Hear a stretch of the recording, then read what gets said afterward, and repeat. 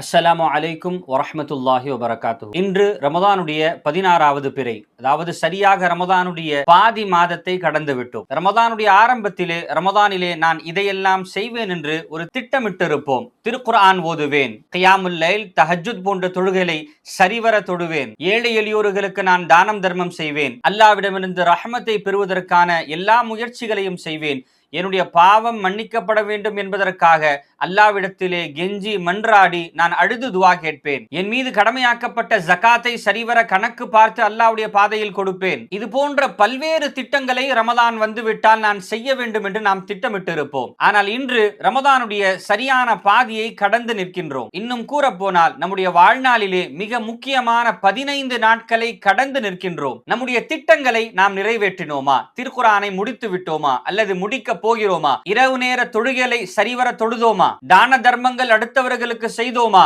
கடமையாக்கப்பட்ட ஜகாத்தை நாம் கொடுத்து விட்டோமா? அல்லாவிடத்திலிருந்து ரஹ்மத்தையும் பாவ மன்னிப்பையும் பெற்று விட்டோமா? இந்த கேள்விகளுக்கெல்லாம் நம்மிடம் இல்லை என்ற பதில் இருக்கிறது என்று சொன்னால் ரமதானுடைய பாதியை கைசேதமாக தொலைத்து விட்டு நிற்கிறோம். ரஹ்மத்துடைய 10 கடந்து போய்விட்டது, மக்ஃபிரத்துடைய 10 5 கடந்து போய்விட்டது. அல்லாஹ் ரப்புல் இஸ்ஸத் இன்னொரு ரமதான் நமக்கு வழங்குவான் என்ற நம்பிக்கை இல்லாத ஒரு வாழ்நாளிலே வாழ்ந்து கொண்டிருக்கிறோம். யார் ரமதானை அடைந்தும் அவனுடைய பாவங்கள் மன்னிக்கப்படவில்லையோ என்று பெருமானார் சபித்த அந்த மனிதர்களில் நாம் ஆகிவிடக் கூடாது என்ற ஒரு அச்சமும் ஒரு ஆர்வமும் நமக்கு இருந்தால் மீதமுள்ள ரமதானை சரியாக பயன்படுத்திக் கொள்ளுங்கள். திருக்குர்ஆனிலே ஒரு அத்தியாயம், அது வேறு காரணத்திற்காக இறக்கப்பட்டிருந்தாலும் நம்முடைய இந்த சூழ்நிலைக்கு தகுந்த பதிலளிக்க கூடியதாக இருக்கிறது. அதுதான் சூரத்துல் அஸ்ர். அல்லாஹ் ரப்புல் இஸ்ஸத் கூறுவான், காலத்தின் மீது சத்தியமாக மனிதன் நஷ்டத்தில் இருக்கிறான். காரணம், அவனுக்கு வழங்கப்பட்ட அந்த காலத்தை அவன் மதிக்காமல் அவன் இழந்து விட்டான்.